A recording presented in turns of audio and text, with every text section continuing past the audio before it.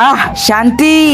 ওরে বাবা, আরে আমি এত ছোট হয়ে গেলাম কি করে? কারণ আমার অনুমতি ছাড়া যে নদীর পানি পান করে সে তোর মতো ছোট হয়ে যায়। আরে আমাকে ক্ষমা করে দিন, আমি আপনার অনুমতি নেইনি। আরে আমাকে বড় করে দিন, আমি পারবো না। আরে তাহলে আমি বড় হব কি করে? আমরা বলছি তুই বড় হবি কি করে? তোরা তোরা তো আসলে নিজেরাই ছোট। হ্যাঁ, কারণ আমরাও তোর মতো অনুমতি ছাড়া নদীর পানি খেয়েছিলাম। এখন তোরা জানিস বড় হওয়ার উপায় কি, তবে তোরা তো বড় হচ্ছিস না। বলছি আমাদের সাথে আয়।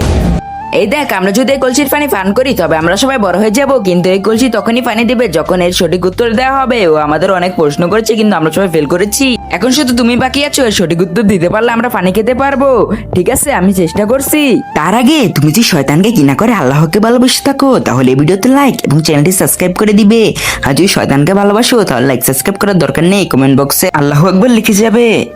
কলসি কি আমরা তোমার পানি চাই? তার জন্য আমার 3টি প্রশ্ন উত্তর দিতে হবে। ঠিক আছে, তুমি জিজ্ঞাসা করো। প্রথম প্রশ্ন, এমন কোন জিনিস যা দেশলাই ছাড়াই জ্বালানো যায়? প্রতিবেশীদের পিছন। ঠিক বলেছো। এখন আমার দ্বিতীয় প্রশ্ন, কোন জিনিস দিন দিন দাম বাড়তেই থাকে? দ্রব্যমূল্যের দাম। ঠিক বলেছো। সাব্বাস বন্ধু, আরেকটার উত্তর দিতে পারলে আমরা বড় হয়ে যাব। এবার শেষ প্রশ্ন, বল তুই কোন রঙের জাঙ্গিয়া পরেছিস? আরে এটা তো খুব সহজ প্রশ্ন, বলে দে বন্ধু। ধুর, এটার উত্তর আমি দিতে পারবো না। কেন? এটা তো সহজ, একটু দেখে নিয়ে বলে দে। আরে আমি তো জাঙ্গিয়াই পরিনি। ধুর শালা, এত বড় হয়েছিস জাঙ্গিয়া পরিস না। এখন তোর জন্য আমরা সারা জীবন ছোটই থেকে যাবো।